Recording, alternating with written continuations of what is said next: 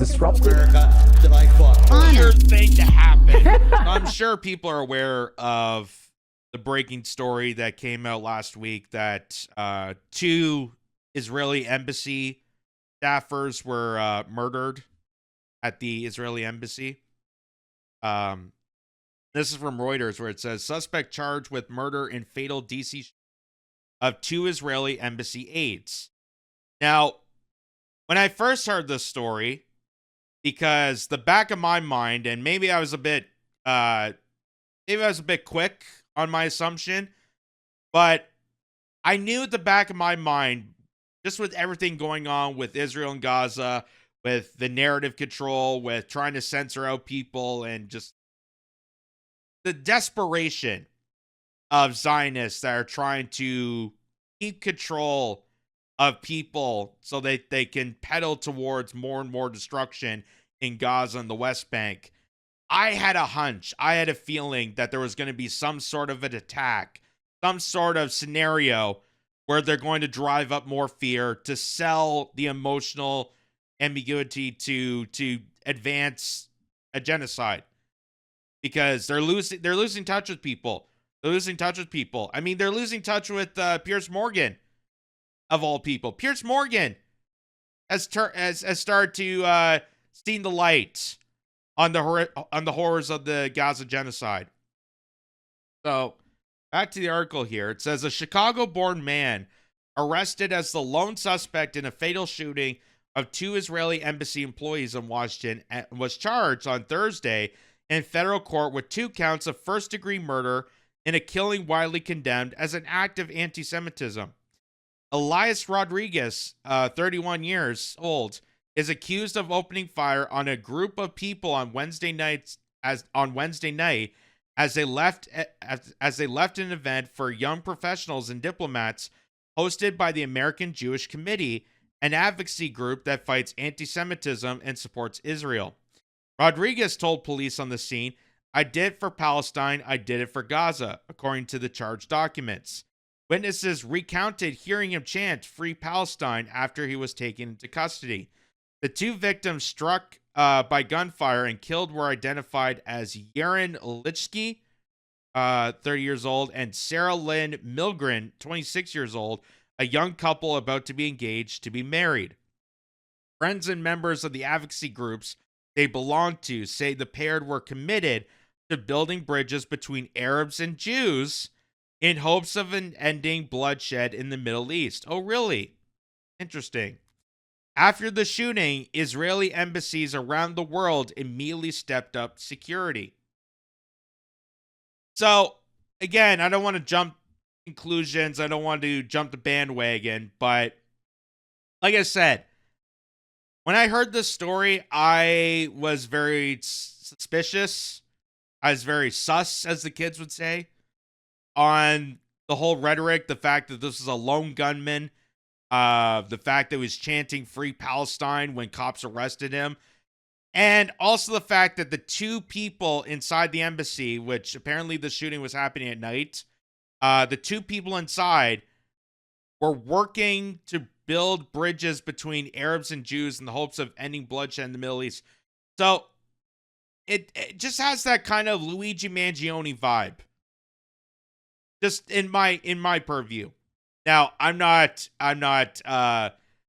saying that's what happened. I'm not stating that or not against it, but I'm just saying it has that bit of Luigi Mangione vibe. It has that kind of manufactured event, that suspicious material that people should be alert of, especially with this kind of scenario. And like I said, I had a prediction that they were going to have to do some sort of event to scare people into keeping the Zionist narrative afloat. People are losing they're losing touch to it. So Rodriguez was once involved with a far-right left group in Chicago, the Party for Socialism and Liberation, according to a post group on X. The group said Rodriguez had brief association with the PSL branch that ended in 2017 and was unaware of any further contact with him in more than several years. Sorry, more than 7 years. We have nothing to do with this shooting, and we do not support it, the organization said. Rodriguez was also identified in a 2018 local news report as a member of the Chicago branch of national group called ANSWER, an acronym for Act Now to Stop War and End Racism, which has organized demonstrations in solidarity with Palestinians. ANSWER did not immediately respond to email and phone messages. At the time of his arrest, Rodriguez worked at the healthcare nonprofit American Osteopath Information Association. The organization confirmed in a statement expressing sympathy for the victims. He had also worked as an oral history researcher at the History Makers, the nonprofit dedicated to preserving African American stories, according to a now deleted biography on the group's website, and was a content writer for technology firms. So, it's a bit too early to tell about this individual and what happened, but it's hard not to be very suspicious of all this, given the timing, given this man's background, given what we're about to see here in the arrest, where the suspect, the Elias Rodriguez, the cops look like they're going easy on him. And this is supposedly a man who's suspected in the killing of 2 embassy staff, 2 people within an embassy. Do you think the cops would be in full force? There'd be a SWAT team. They'd be trying to crack him down because these are very high up officials. But watch the arrest of this guy, and you tell me if it seems a bit odd, if it seems a bit strange. Outside!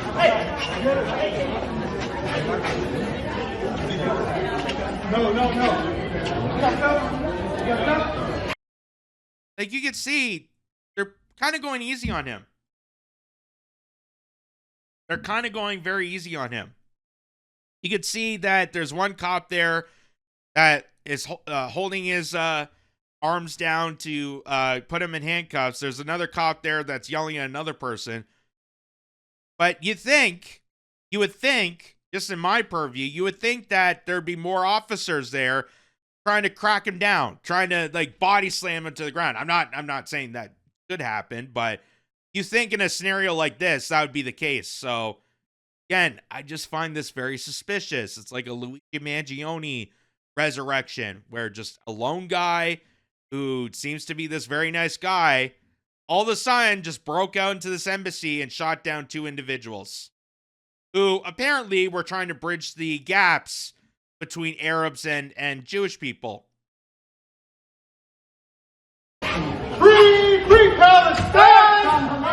Free Palestine! Free Palestine! So, again, I do this again, because this just seems so weird. Outside!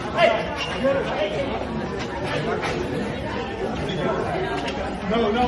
Only 2 people? Free Palestine! Free. So this guy is suspected for shooting down 2 embassy ambassadors, 2 embassy staff, of Israel. You would think there'd be more cops there. You think that this would be, given the circumstances, given the fact that we've seen over time just the severity and anti-Semitism on the rise, you'd think there'd be more cops attended to this. And you think they'd be more swift in the arrest. But they kind of go really easy on him. With his nice kicks there. I couldn't help notice the sneakers he has there. I wonder if they're Air Jordans. But they seem to go so easy on him. Let's see this again. Outside!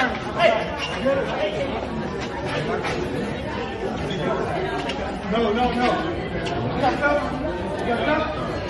Free Palestine! Free Palestine! And you notice how he starts saying free Palestine as soon as the cop stopped talking to him, as soon as that one cop, it looked like he was speaking to someone outside in the crowd there. But as soon as he stopped, that's when he said, free, free Palestine. So again, forgive me if I find this very, very suspicious. And I cannot confirm nor deny that this might be a setup. Now, it gets more interesting the more you look into this. And again, just like a lot of horrific events, it's very suspect that they're trying to cover this up, because if you go try to Google this now, there's a lot of key information that they're trying to cover up. And anytime they want to cover up a serious event like this, it should alarm you. It should alarm you. There should be some red flags going off. So this is interesting. So it says on May 16, 2025, a few days before getting shot dead in D.C., Israeli embassy staffer Yaron Lichki posted threats on X to Ansarul leader Said Abdul Malik al-Houthi. Lichki was killed by 30-year-old Eliza Rodriguez of Chicago, who chanted free, free Palestine. So supposedly this is the guy that's going to bridge the gaps between Arabs and Israelis. And yet, just a couple days ago, he was sending death threats to one of their leaders. And I don't know if people could see the actual tweet. I should have made it a bit bigger. But he stated, if the Houthis continue to fire missiles toward the state of Israel, they will suffer painful blows. We will hunt them down and eliminate Abdul Malik al-Houthi in Yemen, as we did the Diyaf, Sinwar, and Nazarul. Houthis have no idea what they're messing with. Again, the Houthis and the Yemenis people are, the only reason they're attacking is to defend the Palestinians. You notice how the Houthis weren't attacking Israel before the genocide. And when the genocide had a ceasefire, the Houthis in Yemen also did not attack Israel. So the poorest nation in the Middle East is defending the people of Palestine. And that's why they have these groups. That's why these groups were constantly attacking Israel, because Israel was attacking Palestine. And they want to stop the genocide. They want to stop the attacks on people within Palestine. And when Israel stopped attacking Palestine, that's when the Houthis stopped attacking. So there's a cause and effect for everything. But again, this guy is apparently going to bridge the gaps, making these death threats. What's also interesting is the event, the shooting comes just right after this. So this is from the Canadian website, the Prime Minister's website, where it says a joint statement from leaders of Canada, the United Kingdom, and France on the situation in Gaza and the West Bank. We strongly oppose the expansion of Israel's military operation in Gaza. The level of human suffering in Gaza is intolerable. Yesterday's announcement that Israel will allow a basic quantity of food into Gaza is wholly inadequate. So, meaning that Israel is taking advantage of restricting food and water and electricity to punish the Palestinians, which is collective punishment, which is a war crime. It's a war crime by international law. But you know who doesn't respect international law? Israel and the United States. This must include engaging with the UN to ensure a return to delivery of the aid in line with humanitarian principles. We call on Hamas to release immediately the remaining hostages so they have so cruelly held since October 7, 2023. The Israeli government's denial of essential humanitarian assistance to the population is unacceptable and risks breaching international humanitarian law. We condemn the aberrant language used recently by members of the Israeli government threatening that. in the despair that the destruction of Gaza. Civilians will start to relocate. Permanent forced displacement is a breach of international humanitarian law. So, right when Canada, the UK, France, Australia, a lot of countries that used to be so full front on the side of Israel, as soon as they start backing away, then we get news of this lone gunman, a guy from Chicago, breaks into the embassy and kills 2 staffers. So, again, all this seems very suspect, but I can't confirm nor deny it. So, it just seems very weird. Seems very Luigi Mangione in this instance. Here's another interesting clue. So, this is from August 2017, where the suspect, Elias Rodriguez, was running a donation page to go to Washington, D.C. And it says, help send Elias Rodriguez from Chicago to the People's Congress of Resistance in Washington, D.C. on September 16th, 17th. He'll be joining the Chicago Caravan to PCOR. Your donations will cover travel and housing expenses for the trip. I'm attending, so from him himself, I'm attending the People's Congress of Resistance for many reasons, but a personal one for me is to put a final end to imperialist war, which the U.S. Congress of Billionaires has a vested interest in expanding indefinitely. I was 11 years old when my dad, an Army National Guardsman, sat our family down to tell us that he was being sent to Iraq. So, does that sound like the actions of someone that would go and storm into an embassy and shoot down 2 individuals? Does that sound like the mass anti-Semitic killer that he is? That he was trying to raise money to attend a rally to stop war in D.C., especially in the fact that his own father is an Iraq war vet? So, here's a breakdown. Okay. This is from James Lee. He does a breakdown about this. And you can see the title of this video calling Tragedy or False Flag, which either way, it's a tragedy. Either way, these people are dead. And whether it is manufactured or not, it's still scary. It's still crazy. But James Lee is going to break this down and uncover some more clues on just how suspicious this is.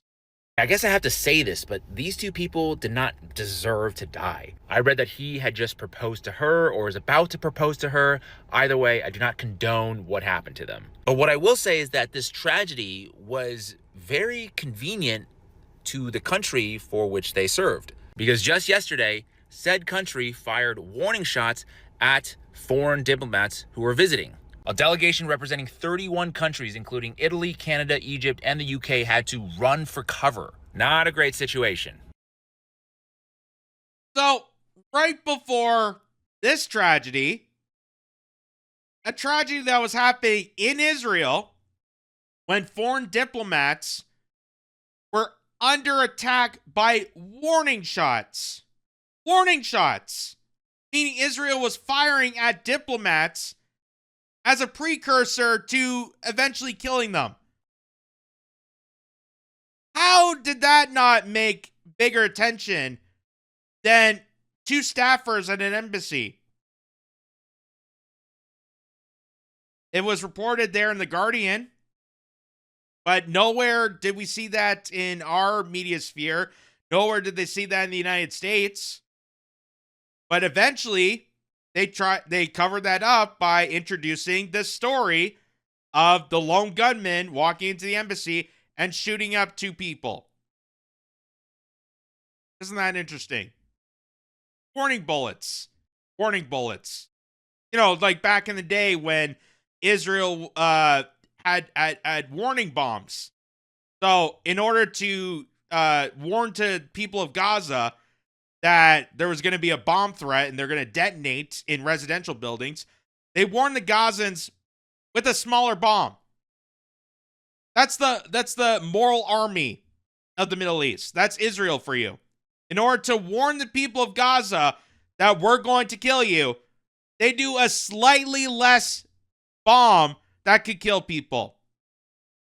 That's the moral army coming from Israel. So here's more of this. Their official story is that they had fired warning shots at this group of diplomats and journalists because their tour had veered into an unauthorized area. Ryan Grimm commented that even if every word of that story is true, it is still a deranged, unhinged thing to do, to which I say I completely agree. Anyway, even Ryan Grimm, even the toupee-wearing freak-off DC bureau chief analyst, Ryan Grimm, can't even hide that. Then he knows that it's completely messed up, that Israel was firing warning shots at diplomats over their heads because they might have been in the wrong area. Even if they were in the wrong area, that is messed up. That is crazy. A day later, this other horrible thing happens. And I'm not saying that this isn't a coincidence, but the end result is that today the media cycle has completely shifted. Okay, the same search terms are now conveniently yielding very different results. Funny how that works. Anyway, the last thing I'll say about this is that I think it's just a really bad sign for this country that a heinous act of violence like that happens and a not so insignificant percentage of the population thinks either A, they had it coming, or B, that it was some kind of false flag operation perpetrated by the victims themselves. Not an ideal situation, let's just put it that way. So I agree with James Lee there, and I just want to say, for the formal disclaimer, because I know people are going to have heyday if I don't say this. Obviously, I condemn the actions that of that event of the two people dying. I obviously have sympathy, whether or not it's false flag or whether they had it coming, whether it was done by design, whatever the case may be. It's awful either way.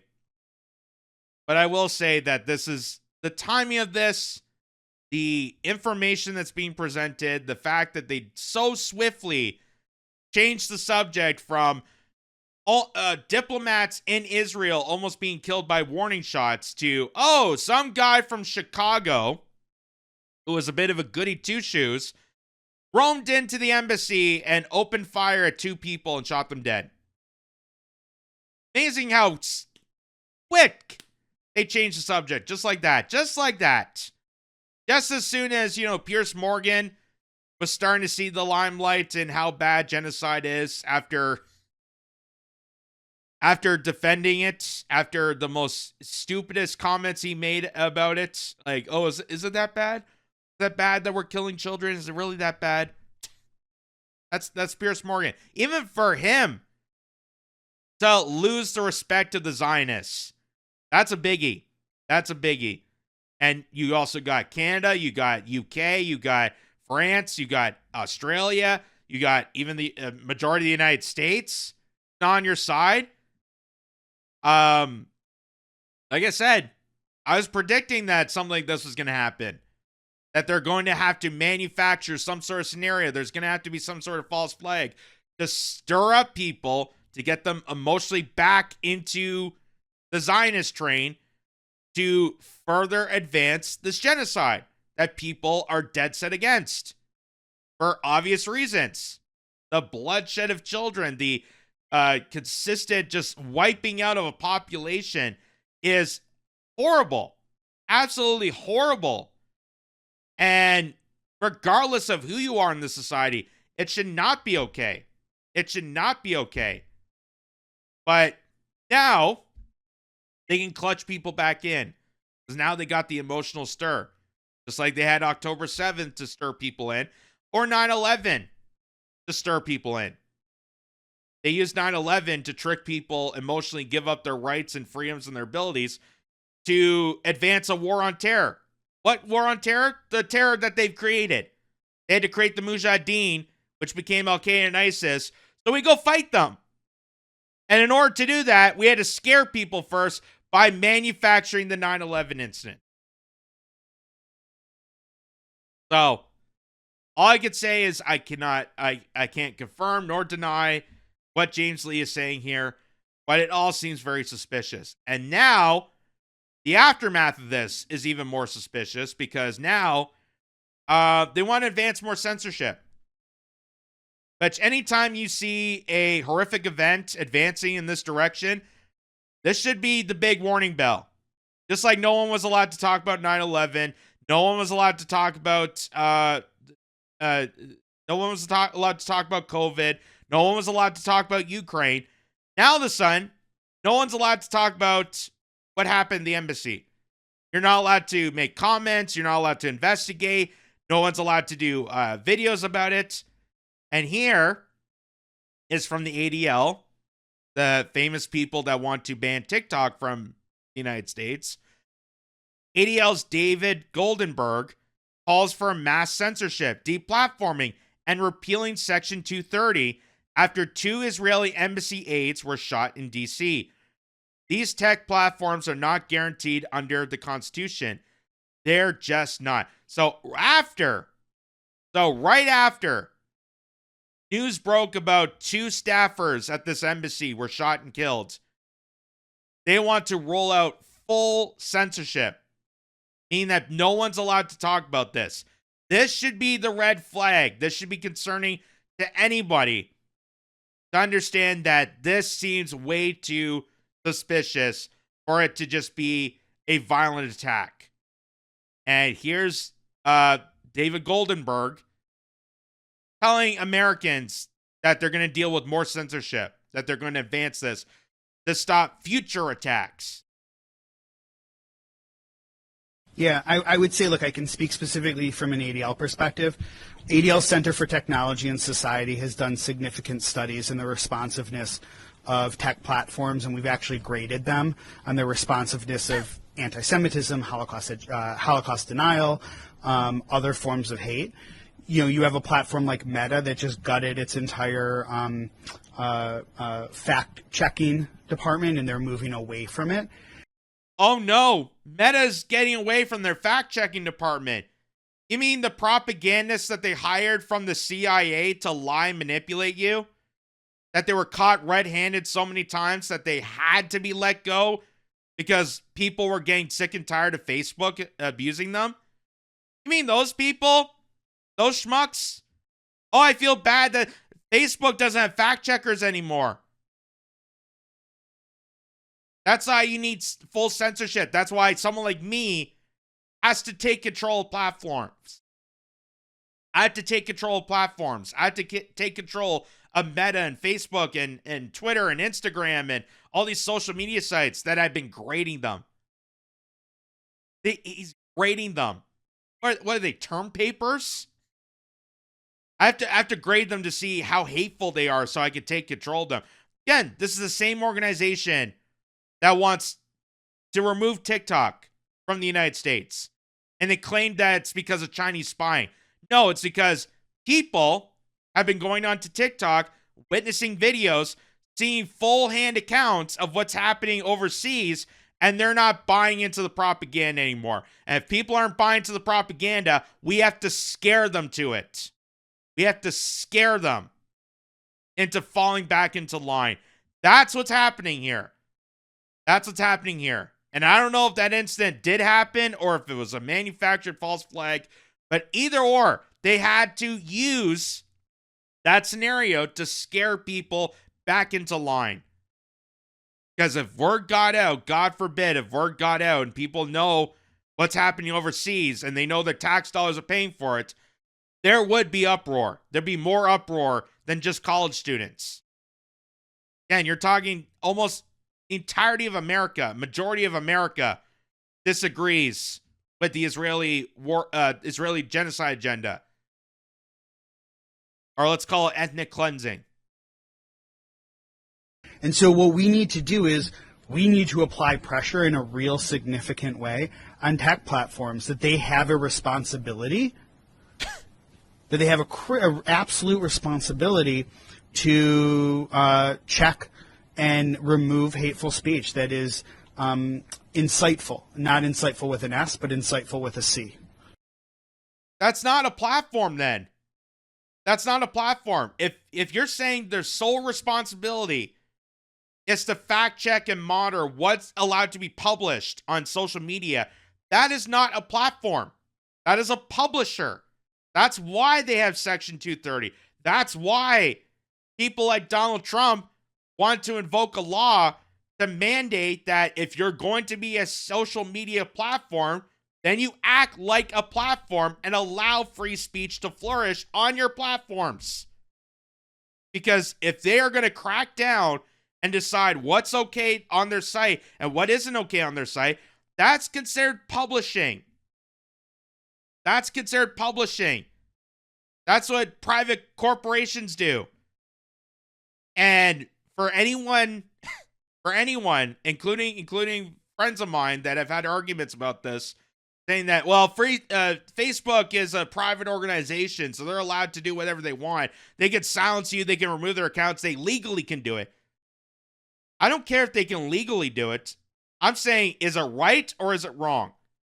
Because if Facebook wants to consider themselves a social media platform, then they have to act like a platform. Otherwise, they are going to be considered a publisher. And if they're considered a publisher, they have to subscribe to laws considering publishers that are different than platforming. You can't have your cake and eat it too.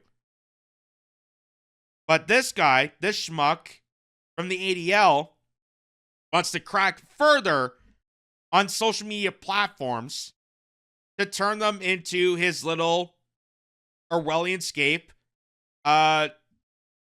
totalitarian control. That we're going to decide what's acceptable for people to see because of what just recently happened. So convenient time.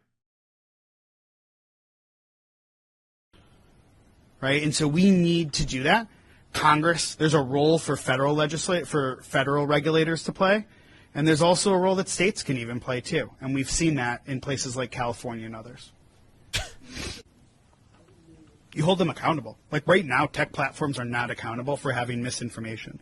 Was it share Section 230 of the National Communications Act, or the Federal Communications Act? Congress needs to amend Section 230, which provides immunity to tech platforms right now for what happens.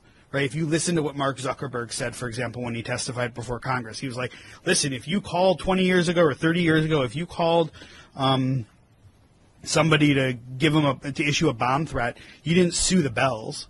They were just the platform through which, the conduit through which, or the platform through which, the person made the threat. I'm not responsible for the threat, right? These tech platforms are not guaranteed under the Constitution.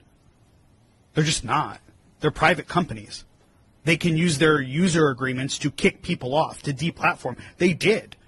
And then we've seen in the last few years when Elon Musk bought X, right, the deplatforming of people. You saw Facebook and Meta that changed their policies, right, the deplatforming of the replatforming, of people, right? So Congress could amend that act and actually hold tech platforms accountable. And I guarantee you, look what's happening right now on college campuses. Universities are being held accountable for the anti-Semitic. Well, I got to tell you what's happening right now. Look at what's happening on college campuses and universities. They're being held accountable for what students are saying. Isn't it just amazing? Isn't it just amazing? The accountability is trending downward. I mean, it's a domino effect down to the people with the least amount of power and financial will. But we're not allowed to hold accountable the federal government. We're not allowed to hold accountable the Pentagon. We're not allowed to hold accountable Israel.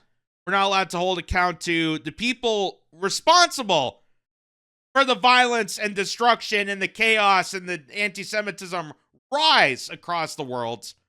We're not allowed to hold them accountable. But it all comes swirling down to someone like you or me going on to social media as a platform, and we're the ones that are being held to account on what we're allowed to say and what we can't say. Because that's what's happening here.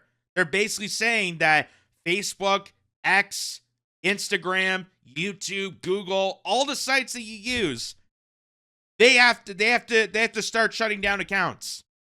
They have to start shutting down accounts. They got to monitor. They got to use AI technology to search and scan what's appropriate. Oh, what posts are you making? Oh, does it sound like you're going this direction? Okay, you're banned from this site. You're banned from this site. Again, that's not a platform. That's not a platform. If you want to consider yourself a social media platform, then you have to acknowledge that you are a platform and accept anybody to become on your site. It just seems so ridiculous. It seems absolutely ridiculous that we're even having this conversation. It'd be like if the telephone company, if Bell Canada here decided to cut off my service because I had a conversation with someone that they disagree with. Does that give Bell Canada the right to shut off my phone service even though I'm a loyal customer to them? No. No. That's not right. Yeah, maybe legally they have to, but it's not right. That's why we have the Constitution. And the Constitution is a principle that involves everybody. It involves everybody. That the government can't infringe on your rights. Companies cannot infringe on your rights. That if you are a paying customer, if you're a patron, if you're on a social media platform, they have no right to cut off your social media account without due diligence, without a formal process where they actually can prove that you need to be deplatformed. That's the whole purpose there. That's the whole purpose. And you notice how when Alex Jones got deplatformed or any other person that got censored, they didn't really have a fair trial at first. They just immediately wiped off people and accused them of things, but they never got any transcripts. They got no evidence and no proof or no backing to prove that these people are hateful. But now you got schmucks like the ADL. After this incident at the Israeli embassy, demanding that we need more censorship. So I can't help to say that this is very suspicious. And regardless if it was false flag or not, they are definitely taking advantage of this for the worst case scenario. They're definitely taking advantage of this, that more authoritarianism comes down our throats, that people have to be more in line, that all the people that are awakened away from Zionism, away from this cult, are being steered back into the ropes, and using this as an example to emotionally scar people to get them back into line. Use them as emotional bait to get people back into line of the heinous actions of these people, heinous actions of ADL and the war machine and Trump and everything else.